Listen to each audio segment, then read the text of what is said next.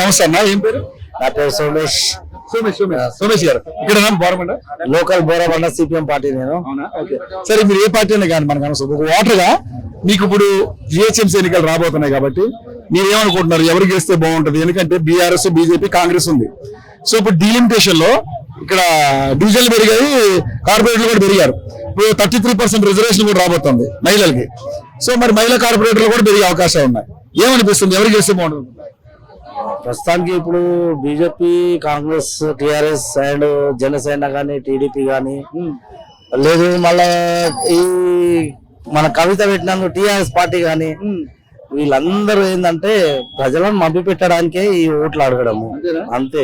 ఇచ్చిన హామీలు నీటి పాలైపోతున్నాయి. ఎవరికైతే ఇస్తా అన్నారో వాళ్ళు ఖచ్చితంగా అమలు చేసి చూపిమనండి. పబ్లిక్ చూపించాక వాళ్ళతో మాట్లాడండి. ఇప్పుడు 2500 ఇస్తా అన్నారు మహిళలకు, 2500 నీటి మాటలు అయిపోయినాయి కదా. ఎవరికైనా ఇచ్చారా? 4000 అన్నారు, అవి ఇచ్చారా? అవి ఇవ్వలేదు. డబుల్ బెడ్రూమ్ అన్నారు, ఇంద్రమ్మ ఇండ్లు ఇంతవరకు ఎవరికైనా ఇచ్చారా? కొంత కనీసం ఒక 150 స్థానాలలో ఉన్నా 150 కనీసం 150 కట్టించి వాళ్ళకి అమలు చేసినామని చెప్పమానండి. కేసీఆర్ అలా కొన్ని 100 కోట్లు కుంభకోణం చేసి ఆయన డబుల్ బెడ్రూమ్ ఇస్తా అని చెప్పేసి ఆయన ఏం చేసిండు, ఓన్లీ తాళాలు ఇచ్చి పట్టాల దగ్గర పెట్టుకున్నాడు.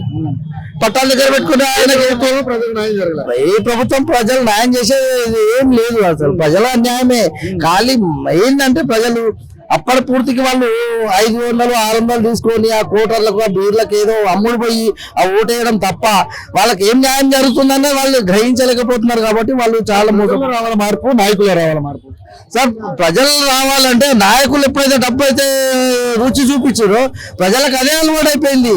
ఇప్పుడు నా ఎగ్జాంపుల్ నేనే అంటున్నాను. నాకు ఒక 2000 ఇచ్చాననుకో, నేను ఓటేస్తున్నాను. నా వెనకాల ఎంత వస్తున్నారు అన్నది ఎవరికి అర్థం అవ్వట్లేదు. అది కదా మీరు అంటున్నారు కదా. మరి తెలిసింది కూడా మరి 2000 తీసుకుంటారు మీరు మామూలుగా. ఓకే, నేను ఎందుకు తీసుకుంటున్నాను అని అంటే, నా ఇప్పుడు ఓటు డబ్బులు తీసుకోకపోతే నాకు ఓటు అయ్యాడు. డబ్బులు నేను దగ్గర 2000 తీసుకోకపోతే నాకు ఓటు అడిగిన అగనిస్ట్ పార్టీ, అదర్ పార్టీ వాడేమో అందుకే నా దగ్గర తీసుకోవట్లేదు. అదర్ పార్టీ నా దగ్గర తీసుకోవట్లేదు. అది ఖచ్చితంగా వాడు కాంట్రాక్ట్ తీసుకుని ఓటు వేయడం అనేది కరెక్ట్ కాదు. అది కరెక్ట్ కాదు. అది కరెక్ట్ కాదు. ఎందుకంటే 99% అది కరెక్ట్ కాదు. అది ఎందుకంటే ప్రజలకు అవగాహన రావాలి. ఏంటంటే ప్రజలకు అవగాహన రావాలంటే ఈ డబ్బు మహిమ అనేది మర్చిపోవాలి. మన హక్కుల గురించి మనం పోరాడే శక్తి మన దగ్గర ఉంటుంది కాబట్టి, మన ఓటే మన హక్కు కాబట్టి మనం పోరాడే శక్తి మన దగ్గర ఉండాలి. ఆ శక్తి మనకి ఎప్పుడైతే 2000 పెట్టి ఓటేస్తే మనం అడిగే అవకాశం మనం కోల్పోతాం. ఖచ్చితంగా కోల్పోతాం. ఎందుకంటే వాడిని బానిస. అది 2000 తీసుకునేందుకు బానిస. అది ఖచ్చితంగా బానిస. వాడు కూర్చోమంటే అది వాస్తవం. అది వాస్తవం. సరే, ఇవన్నీ జరుగుతున్నాయి ప్రతిసారి. మరి ఇప్పుడు జిహెచ్ఎంసీ ఎన్నికలు వస్తున్నాయి కదా. మరి ఏంటి మీ ఏరియాలో రోడ్లు కానీ, లైటింగ్ సిస్టమ్ కానీ, డ్రైనేజ్ సిస్టమ్ ఎట్లా అనిపిస్తుంది? ఇప్పుడు ప్రస్తుతానికి అయితే ఇప్పుడు నేను చూసినంత మటుకైతే ఇప్పుడు మా సర్కిల్లో ప్రస్తుతానికి రోడ్లు అయితే పర్లేదు, బాగానే ఉన్నాయి. ఇతర ఏరియా అంటే జూబ్లీస్ కాన్స్టిట్యున్సీకి పోతేనేమో రోడ్లు బాగాలేవు. జిహెచ్ఎంసీ మున్సిపాలిటీ వాళ్ళు సంథింగ్ ఏంటంటే చెత్త ఎక్కడిదక్కడ మురిగిపోయి అది ఉండడము. రీసెంట్ గా మొన్ననే గవర్నమెంట్ హాస్పిటల్ సర్వే చేస్తాం. సర్వే చేస్తే కూడా వాళ్ళ ఏంటంటే 150 రకాల మందులు ఉన్నాయి, డాక్టర్స్, స్టాఫ్స్ అంతా ఉంది. అందులో లోపల చూస్తే చెత్త అంతా చెత్త. ఆల్మోస్ట్ నాకు వీడియో కూడా వచ్చింది. వీడియో కూడా పంపిమంటే పంపిస్తాను, మీకు పంపిస్తాను. ఎందుకంటే గవర్నమెంట్ సంస్థ అనేది చాలా ఇబ్బందికరంగా ఉంది. అందరూ కార్పొరేట్ హాస్పిటల్కి వెళ్ళిపోతా ఉన్నారు. గవర్నమెంట్ హాస్పిటల్లో వైద్యం మనం అందించే పరిస్థితుల్లో వాళ్ళ డాక్టర్లు కూడా లేరు. ఇప్పుడు గవర్నమెంట్ హాస్పిటల్ అంటే నిరుపేద కుటుంబాలే పోతారు కదా సార్. అవునా కదా? నిరుపేద కుటుంబాలకు కూడా కనీస సౌకర్యాలు లేకపోతే హాస్పిటల్కి ఎందుకు? ఇప్పుడు ఎందుకంటే రోజువారీగా కూలీ చేసుకొని బతికే వాళ్ళు అడ్డ మీద ఉన్నారు. వాళ్ళు రోజంతా సాయంకాలం 1000 రూపాయలు వస్తాయి. 1000 రూపాయలు అంటే 800 రూపాయలు రూమ్ రెంట్ కట్టుకుని 200 రూపాయలు వాళ్ళు ఖర్చులకు ఏమో చూసుకుంటారు. అదే ఫీవర్ వచ్చింది అనుకో, ఆ 1000 రూపాయలలో 5000 రూపాయల హాస్పిటల్ పెడితే వాడేం తింటాడు? చాలా కష్టమైన బతుకు ఇది. ఎందుకంటే అడ్డం మీద కూలీలు అన్నా కానీ ఏదైనా కానీ చాలా కష్టమైన బతుకు. ఎటువంటి గవర్నమెంట్ సంస్థ ఏదైతే ఉందో అది సకాలంగా మెరుగు చేయాలని చెప్పేసి నేను గవర్నమెంట్ కోరుతున్నాను. సార్, మీరు కోరుకుంటున్నారు. ఇప్పుడు 6 గ్యారెంటీలు ఏం పెద్దగా రావట్లేదు జనాలకు అంటున్నారు మీరే. సో మరి ఏంటి మరి జిహెచ్ఎంసీ ఎన్నికల్లో మరి ఆల్రెడీ బీజేపీ కూడా పోటీలో ఉంది, కాంగ్రెస్ ఉంది, బీఆర్ఎస్ ఉంది, పవన్ కళ్యాణ్, అదేవిధంగా మీరు అన్నట్టుగా కవిత, వీళ్ళందరూ పోటీ చేస్తా ఉన్నారు. మరి ఈసారి డీలిమిటేషన్ లో స్థానాలు పెరుగుతున్నాయి కాబట్టి అలాగే 33% రిజర్వేషన్ కూడా ఉంది కాబట్టి ఎలా అనిపిస్తుంది, ఎవరికి ఎక్కువ ఛాన్స్ ఉంటుంది ఇక్కడ, ఏ పార్టీ ఉంటుంది అనుకుంటారు మీ లెక్క ప్రకారం? సార్ ఇప్పుడు ప్రస్తుతానికి అయితే ఇప్పుడు ఆ పార్టీ ఈ పార్టీ అని చెప్పలేము. ఎందుకంటే వాస్తవం చెప్పాలంటే ఏది బెస్ట్ చెప్పండి. ఇప్పుడు బెస్ట్ ఇప్పుడు బీజేపీ ఎగ్జాంపుల్ అండి, బీజేపీ వచ్చింది అనుకో మత కల్లోలను సృష్టిస్తారు. ఆల్మోస్ట్ 1947 లోనే మత కల్లోలను సృష్టించి బాబర్ మసీద్ గురించి లేకపోతే AK-47 కర్ఫ్యూలో ఉన్న స్థాయి నుంచి బయటకు వచ్చిన వాళ్ళం మేము.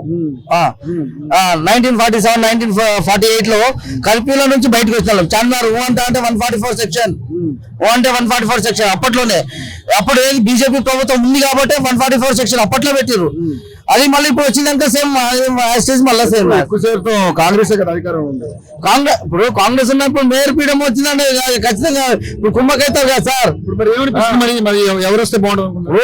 కాంగ్రెస్ వస్తే మంచిదా, ఇంత ముందుకేమో కాంగ్రెస్ వస్తే బాగుంది అని అనుకున్నాం. కానీ ఇప్పుడు కాంగ్రెస్ వచ్చినాక ఏమైపోయిందంటే నిరుపేద కుటుంబాలు చాలా నిరుద్యోగులు ఇబ్బంది పడుతున్నారు అంటే రైతులకు కూడా ఇబ్బంది పడుతున్నారంటే ఏ విధంగా ఇబ్బంది పడుతున్నారు. ఇప్పుడు హైడ్రా తెచ్చిండు, కనీసం పాపం వాడు కూలి పని చేసుకొని ఏదో రూపాయి పోగేసుకొని వాడేదో ఇంత స్థలం కొనుక్కుంటే రిజిస్ట్రేషన్ ఉన్న ల్యాండ్లు కూడా హైడ్రా కింద అని చెప్పి లాగేసుకొని అన్ని తీసేస్తుంటే వాళ్ళు ఎక్కడ పోతారు? వాళ్ళు రోడ్డు పడేస్తున్నారు, రోడ్డు పాలు చేసేస్తున్నారు, రోడ్డు మీద పడేస్తున్నారు. వాళ్ళ చాలా ఇబ్బందికరంగా ఉంది. అసలు కాంగ్రెస్ కూడా ఇప్పుడు చాలా ఇది అది అసలు వాస్తవం చెప్పాలంటే అసలు సీఎం దగ్గర పోతుందా పోతలేదా తెలియదు. కానీ ఈ ఎమ్మెల్యేలు ఎంపీలు ఎవరైతే ఉన్నారో వాళ్ళు చేస్తున్నారని చెప్పి మాకు అనుకుంటున్నాము. ఇప్పుడు ఎన్నికలేదు ఎవరో ఒకరు గెలవాలి కదా, మీరు ఏమనుకుంటున్నారు? ఏది వస్తే బాగుంటుంది? ఇప్పుడు ప్రస్తుతానికి అయితే ఏం చెప్పలేము సార్. ఎందుకంటే ఇప్పుడు అది వస్తుందా ఇది వస్తుందా అని ఏం చెప్పలేము. ఎందుకంటే కాంగ్రెస్ బ్యాడ్ నేమ్ వచ్చేసింది. ఆల్మోస్ట్ ఇంతకుముందు బీఆర్ఎస్ బ్యాడ్ నేమ్ వచ్చేసింది. బీజేపీ వచ్చిందంటే మత కల్లోలు సృష్టిస్తారు. మరి పవన్ కళ్యాణ్ ఏంటంటే ఆయనకు అంత అవగాహన లేదు. మరి కవిత ఏంటంటే కవిత కూడా అంత లేదు. వాళ్ళ డాడీ ఫాలోయింగ్ అయిపోయి ఆమె మొన్ననే టీఆర్ఎస్ పార్టీ పెట్టేసి సపరేట్ అయింది. అంటే టీఆర్ఎస్ పార్టీ పెట్టడం కారణం కూడా నేను చెప్తాను. దానికి బీఆర్ఎస్ అండ్ టీఆర్ఎస్ రెండు జెండాలు ఒకటే ఉన్నాయి. టీఆర్ఎస్ లో గెలిచినా కానీ మళ్ళీ బీఆర్ఎస్ లో జంప్ అయ్యాడు. వాళ్ళ డాడీ దగ్గర కంపల్సరీ పోవాలి. మరి ఇప్పుడు ఎస్ఐఆర్ వచ్చింది, ఓట్లు దొంగ ఓట్లు, దాని మీద అభిప్రాయం ఏంటి సార్? ఎస్ఐఆర్ వచ్చిందంటే ఓకే, ఎస్ఐఆర్ వచ్చింది. ఎస్ఐఆర్ అంటే మీరు ఆల్మోస్ట్ ఇంత ముందు గవర్నమెంట్ వ్యవస్థ ఏం చేసింది? అప్పుడు డబల్ ఓట్లు వేసారు కదా, అప్పటి నుంచి ఎందుకు గ్రహించలేకపోయింది? ఇప్పుడు ఎందుకు తొలగించలేకపోయారు? అప్పటి నుంచి తొలగించాలి కదా, ఇప్పుడే ఎస్ఐఆర్ అని తీసుకొచ్చారు. అప్పటి నుంచి ఉంది కదా. ఎస్ఐఆర్ మంచిది కాదని నేను అనట్లేదు. ఎందుకంటే ఎస్ఐఆర్ వల్ల చాలా నిరుపేద పూర్ ఫ్యామిలీస్ చాలా ఇబ్బంది పడుతున్నారు. ఎందుకంటే ఓట్లు పోయే ఛాన్సెస్ ఉన్నాయి. ప్లస్ ఇంకోటి ఏంటంటే తాతలు ముత్తాతల నుంచి అంటే వాళ్ళు బతికి ఉండాలి కదా. వాళ్ళు అప్పట్లో ఓట్లు వేసిన 2002లో మా ఫాదర్ 2002లో కాదు 2001లో మా ఫాదర్ చనిపోయాడు. 2001లో మా ఫాదర్ చనిపోయాడు. మా ఫాదర్ ఓటు ఇప్పుడు ఎక్కడికి వెళ్ళి తేవాలి? మా తాత ఓటు ఎక్కడికి వెళ్ళి తేవాలి? వాళ్ళ ప్రూఫ్స్ ఏం తీసుకురావాలి? డెత్ సర్టిఫికేట్ లేవు, ఏం లేవు, ఏకెళ్ళి తీసుకురావాలి వాళ్ళకి? ఇది కన్ఫ్యూజ్ ఉంది. ఇవాళ సుమారుగా పొద్దున్నే ఒక నేమ్ కరప్షన్ లేదని చెప్పేసి దాదాపు ఒక 1000 ఓట్లు తొలగించడం జరిగింది. 1000 ఓట్లు ఒక నేమ్ కరప్షన్ లేకపోతే ఒరిజినల్ ఓటర్స్ కూడా ఇబ్బంది పడుతున్నారు. అయితే నేమ్ కరప్షన్ లేదని చెప్పి 1000 ఓట్లు వాళ్ళకి తొలగించడం జరిగింది. కాబట్టి ఏదైతే నేమ్ కరప్షన్ చేసింది ఎవరు? గవర్నమెంట్ సంస్థనే చేసింది. ఎన్నికల కమిషన్ ఎన్నికల కమిషన్ గవర్నమెంట్ ఆర్డర్ ఇస్తుంది కదా. ఎన్నికల కమిషన్ ఉంది, గవర్నమెంట్ చెప్పేది ఎన్నికల కమిషన్ కమిషన్ కి గవర్నమెంట్ కి ఏ సంబంధం అండి? ఇప్పుడు ఎందుకు ఉండదు? ఇప్పుడు ఎన్నికల కమిషనర్ ఏదైతే పోయి గవర్నమెంట్ ఓట్లు ఎలక్షన్ పెట్టమంటారా? చెప్పండి మీరే. ఎన్నికలు ఏ విధంగా నిర్వహించాలని ఒక సంస్థ. అవును, సంస్థ కరెక్ట్. ఇప్పుడు ఎవరైనా కానీ ఇప్పుడు ఎగ్జాంపుల్ చెప్తున్నా, మొన్న దాకా జెడ్పీటీసీ ఎంపీటీసీ ఎలక్షన్లు అయినాయి. మున్సిపల్ ఎలక్షన్ ఊర్లలో పంచాయతీలు అవన్నీ పంచాయతీ ఎలక్షన్లు అయినాయి. సర్పంచ్ జెడ్పీటీసీ ఎంపీటీసీ అవి ఎవరు పెట్టినవి? వీళ్ళు పెట్టమంటేనే వాళ్ళు పెట్టినా, లేకపోతే వాళ్ళు పెట్టమంటే వీళ్ళు పెట్టినా? అది కాదు ప్రాసెస్. మీరు అన్నది ఓకే. ఇప్పుడు ఒక నాయకుడు చెప్తేనే కదా వాళ్ళు పెట్టేది. పలానా డేట్ పలానా రోజు అది అని చెప్పి వాళ్ళు డిక్లేర్ చేస్తారు కదా పెట్టేది. నాయకులు అనేది వాళ్ళు పెట్టలేదు కదా. మన ఎలక్షన్ కమిషన్ అయితే పెట్టాడు, డైరెక్ట్ పోయి సార్ నేను ఓట్లు పెడుతున్నా ఎలక్షన్ పెడుతున్నా అని చెప్పేసి అన్నాడు కదా. ఎంతకైనా ముఖ్యమంత్రి కానీ ఎవరిదైనా కానీ వాళ్ళ హ్యాండ్ ఉంటేనే వాళ్ళు పలానా డేట్ అని చెప్తేనే వాళ్ళు పెడతారు. అవును కాబట్టి వాళ్ళు ఖచ్చితంగా ఉంటాయి కాబట్టి అదే నేను ఏమంటున్నా అంటే వీళ్ళు అప్పటి నుంచి చేశారు కాబట్టి వాళ్ళు అప్పటి నుంచి నేమ్ కరెక్షన్ కానీ ఏం కానీ అప్పటి నుంచి ఎందుకు చూసుకోలేదు, ఇప్పుడు ఎందుకు తొలగిస్తున్నారు? నేమ్ కరెక్షన్ లేకపోతే తొలగిస్తున్నారు ఎందుకు? 2022లో ఓటేసిన వాళ్ళు ఎవరున్నారు, ఎంతమంది ఉన్నారు? వాళ్ళ ఫాదర్స్ గీదర్స్ అన్నీ ఎప్పుడో చనిపోయి ఉంటారు. వాళ్ళ ఫాదర్ డేట్ ఆఫ్ బర్త్ తీసుకెళ్ళమంటే ఎక్కడికి తెస్తారు? కొంతమంది రూమ్ షిఫ్ట్ అయి ఉంటారు, కొంతమంది ఓనర్స్ ఉన్నా కానీ ఇల్లు కట్టుకుంటూ ఉన్నారు. ఆ ఒరిజినల్ డాక్యుమెంట్స్ ఎక్కడో పోయి ఉంటాయి. అవన్నీ ఇబ్బంది కాదు, ఎందుకంటే పబ్లిక్ ను ఇబ్బంది పెట్టి ఓట్లు తొలగించడం తప్ప వేరే పబ్లిక్ ఉపయోగం పని ఇది లేదు. 100% ఇది చెప్తున్నాను నేను.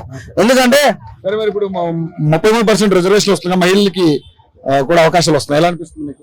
33% రిజర్వేషన్ వచ్చినప్పుడు అవకాశం ఏంటంటే ఇప్పుడు అందులో ఎవరు పోటీ పడతారు అనేది తెలియదు. అవకాశం ఇప్పుడు ఎవరన్నా ఒకరు రావడం కానీ మహిళలకు అవకాశాలు రావడం మంచిదే కాదు? అవకాశం రావడం మంచిదే, కానీ కాకపోతే ఏంటంటే ఆ మహిళలు కూడా ఎవరైతే పూర్ ఫ్యామిలీస్ అంటే జనాలను ఎవరైతే పట్టించుకుంటారో వాళ్ళకైతే ఛాన్సెస్ వచ్చినా కానీ మేము 100% సపోర్ట్ చేయడానికి ఉంటాం మేము. థ్యాంక్స్.